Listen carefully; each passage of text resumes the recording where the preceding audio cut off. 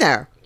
So I took a day off and all hell broke loose. So yeah, a lot of little tidbits, a lot of different things that kind of happened while I was out sick. We've got Harry being sexy. We've got the king and queen visiting Australia. All sorts of good stuff going on. So I'm just going to jump right into it.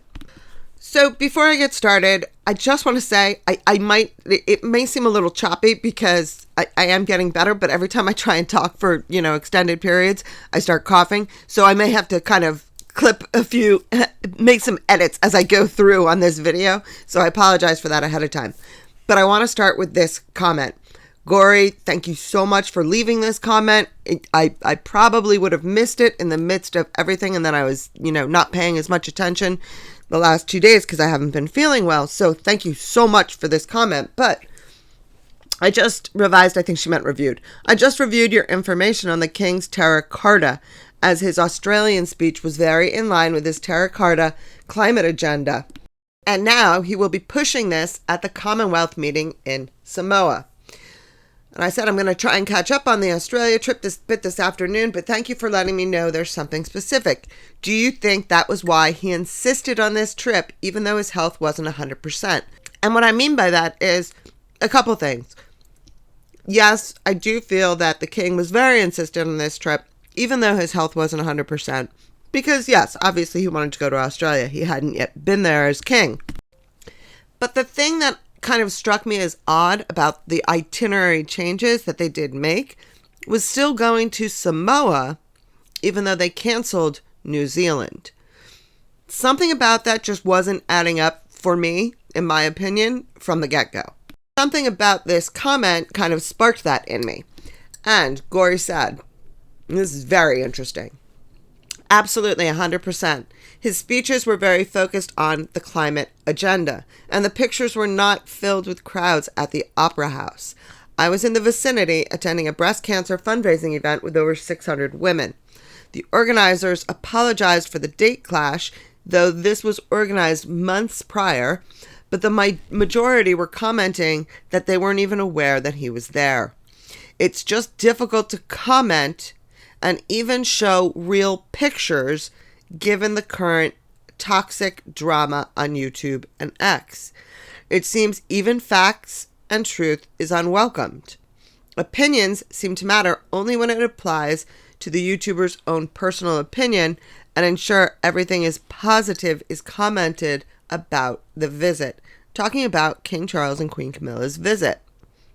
That only positive commentary is being kind of accepted and expected and tolerated, really, is what I'm reading from that. Stay independent and true to yourself and to your great work, as obviously many have been misled. Yet while we were led to believe all want freedom of speech, our opinions and comments are deleted and unwelcomed, which surprised me, and it does me too. But that's the whole thing, is that it's those threats to free speech that are scaring me personally the most. It's awful. There shouldn't be that even happening. Seeing the infringement on anyone's freedom of speech is something I never could have imagined when I was growing up in the US. I mean, never would it have occurred to us. Primarily because back in the days of the Cold War, I'm a Cold War kid. And it was so much so the foundation of who we were as a country in the U.S. that we did have those freedoms that they did not have in the Soviet Union, and kind of the other side of the conflict between countries in the Cold War. So yeah, seeing this constant barrage really against free speech is very disturbing to me. The actual conference, the actual climate change conference in Samoa is taking place today. This is just a photo of it. So I will look into this more, and I do want to study it. This is something that I think is so important. I didn't want to just throw out like a really quick look at it. I want to kind of look at it a little more closely, because this is the important stuff, right? This is where you see King Charles really focusing on that one world agenda. And this is the scary thing. And this is what I have come to believe Harry is doing in the US. He is doing a half in, half out. It's arranged a little bit different than we would have expected it, because he's pushing this same agenda. Not saying in terms of whether or not he's an accepted member of the family or any of that, but he very much so is pushing the same agenda as his father. And so that's why we're not hearing any pushback from King Charles as Harry does it. So like I said, I am looking at this. The conference is taking place today. I don't want to just throw it out there. So I am going to look into this further and probably sometime over the weekend do something just on this. But I just wanted to get those thoughts out there and to let you know that I am looking at it. And also to thank Gory. Great comment. Thank you so much. And I still have, like when you're getting over a cold and you still kind of have that fuzzy-headed feeling that you're looking at things through a fog. Like I said, I think this is an important enough topic that I don't want to look at it and put a video out about it when it's something that is very important through that fog. So it's better to wait a day or two and have a much more comprehensive and much more lucid response to it. I will do kind of a whole wrap up of the Australia trip, but one thing that sparked my attention was this video that I saw on TikTok showing the snipers on the rooftops, the Sydney Opera House and in Sydney, while the King and Queen were there. And I was happy to see that, because I do think that is a growing awareness of the danger, given the, assassination attempts in the US over the past couple months. So I thought that was wild to see. One thing that caught my attention, and I thought it was worth mentioning at this time, this is Senator Lydia Thorpe. And during King Charles's visit to the Australia Parliament House for a kind of a welcome reception, she put in she was protesting, saying, "Not my king, as there was never a treaty between the Indigenous peoples of Australia and the British who came in and took it over." But I find this all very bizarre. And let me tell you why. Not that I have any issue with what she's saying. Well, I do, but that's a different story. But her argument is there never was a treaty between us. Well, sweetheart, if you go back and look at the Native Americans, there were dozens of treaties between the American government and the Native Americans. And guess what happened? The U.S. broke every one of them.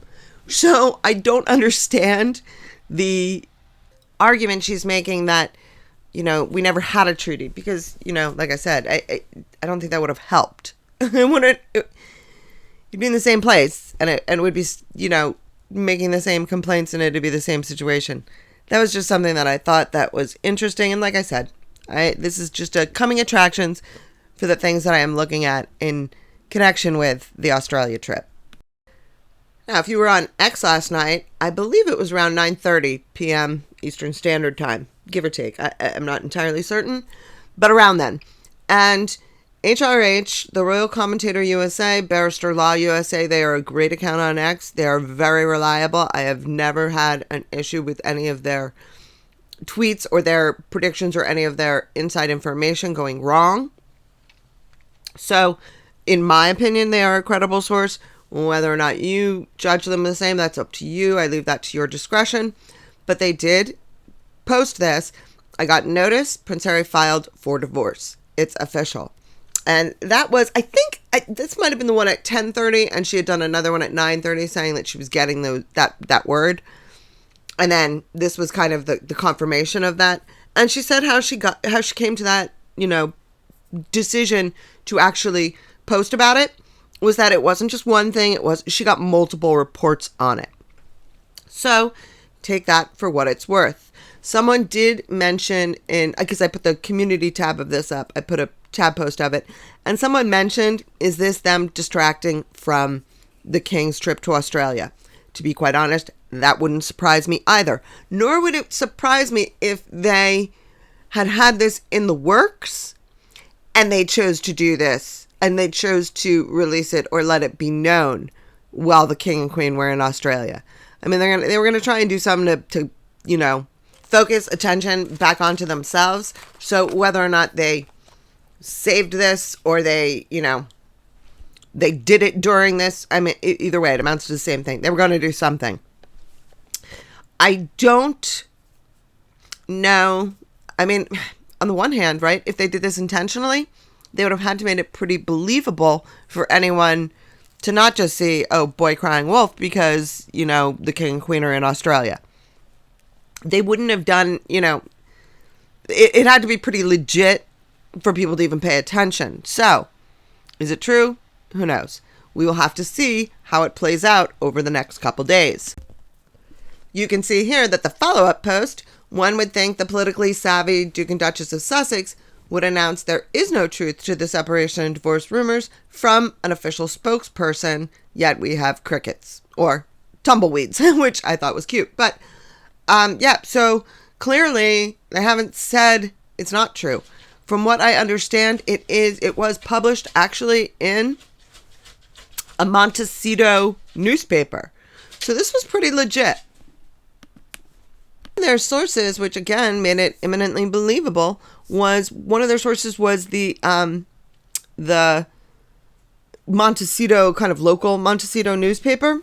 It was in there too. So there's a lot, where there's smoke, there's fire is basically what I'm saying, is that there's a lot of smoke. So this may be it. There may in fact be fire. And I also accept that by the time I get this video converted and uploaded and release it, the story could change. So keep that in mind. Brings us to this farce. Now, the title of this video, all the news that's unfit to print, this is what I was referring to. I was referring to this nonsense about Harry being the 25 hottest man of all time. Not just, hottest redhead, not just hottest man this year, hottest of all time. Like, he's up there with James Dean and Rock Hudson, Brad Pitt. I mean, I think Beckham got 39 on the list. I mean, just absolute ludicrousness. But the saying, all the news that's fit to print, that is the tagline for the motto for the New York Times. So it was kind of a play on that. All the news that's unfit to print. And this is unfit to print. The fact that this man got 25 hottest. So what I was doing is I was looking through just a couple of the headlines for this, because it's just so ludicrous. It's coming from Harpers Bazaar. So let's just look through some of the headlines and how this is being portrayed. Prince Harry has beat out David Beckham and Channing Tatum on hottest men of all time list. Gingers for the win. Like, to even say that he's the hottest ginger is just ridiculous. Prince Harry above major heartthrobs in hottest list. I think that was Jack Royston. Sounds like something Jack Royston would say. Of course, gotta get a dig in. Prince Harry made the hottest men of all time list. His brother did not. Of course, right there, alarm bells should be going off, right? Yeah, there's a catch to this. Trust me, there's a catch. We'll get there. The 50 hottest men of all time, from James Dean to A$AP Rocky and all that's in between.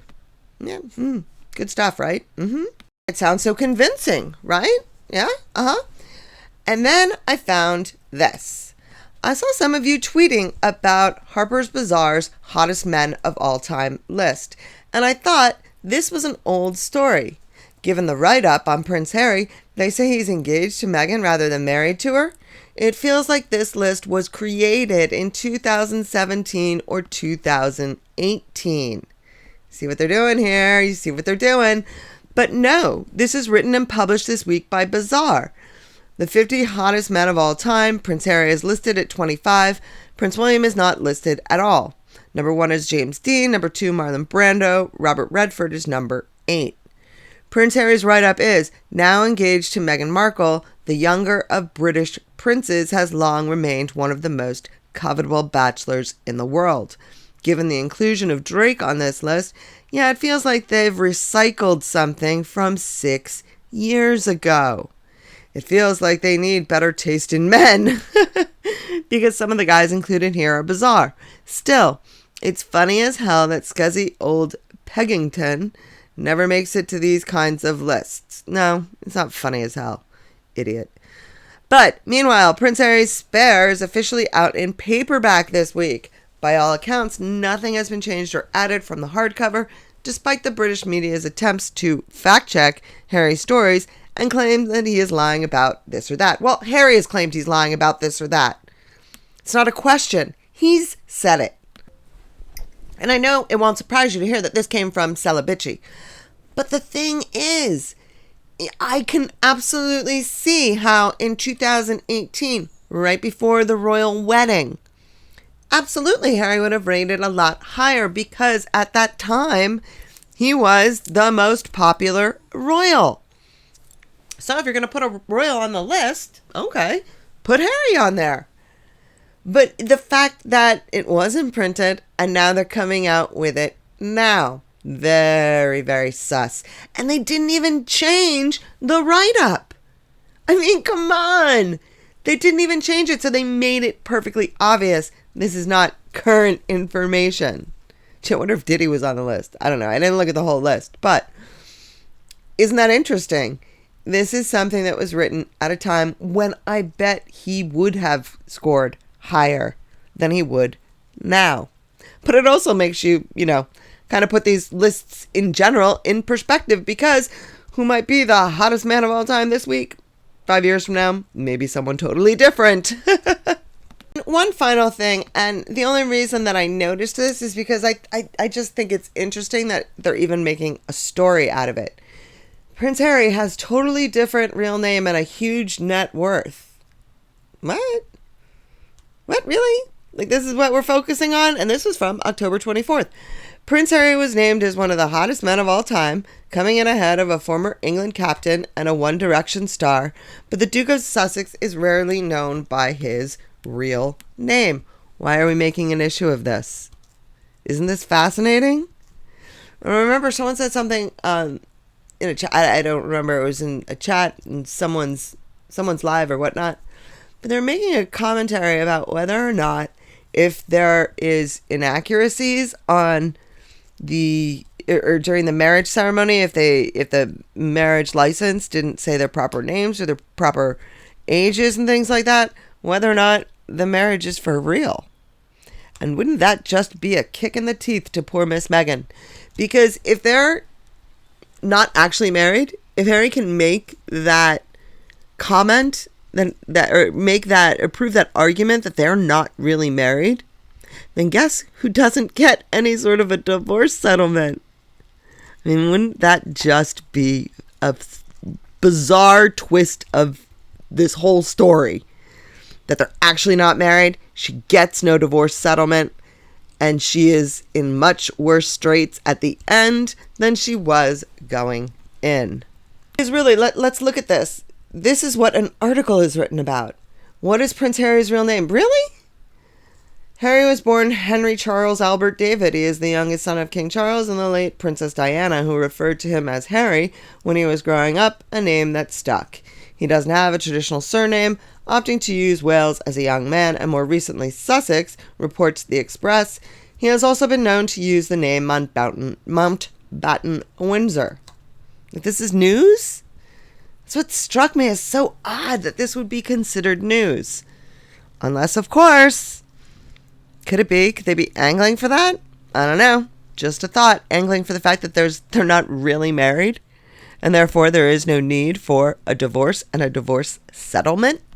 But what if their names really aren't on anything?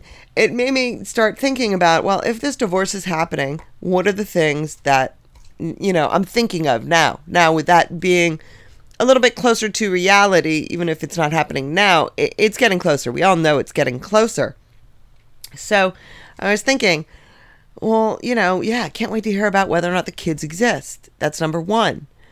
Number two, what's the Sussex squad going to do? Like, what are they going to do? I mean, you would think that they would follow the money. Harry has the money. So what? Are they going to suddenly turn on Meghan? I can't see that happening. So what's going to happen there? And then the other thing that I thought was whether or not the Sussex squad need a new cause. What new cause can we recommend to the Sussex Squad for them to, replace with their Sussex agenda? Save the whales? Moms against bad pizza? Like, what could we suggest to the Sussex Squad as a new cause to replace Meghan in their obsession? So that's the number one thing I'd like to hear down in the comments. What you think the Sussex Squad should focus their attention on once the divorce happens and they can no longer focus their attention on Harry and Meghan. Forward to seeing what you come up with. Thank you very much for watching. I hope you're still dancing, and I hope you have a great day. Dancing in the rain.